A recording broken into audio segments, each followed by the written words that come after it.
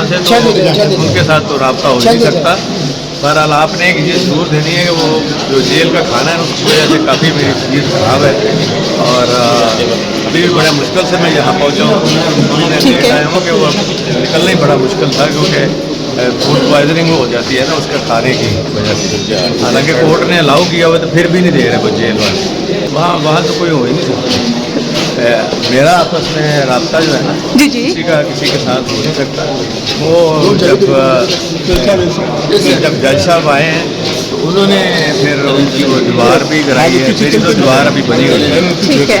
पीछे चलते जाए पीछे। आपको ये सवाल इसलिए नहीं अच्छा लगता कि चलते जाए ये अभी जेल काट रहा हूँ तो हम सब मजबूती के साथ हैं। इसलिए कोई किसी को घबराहट नहीं है।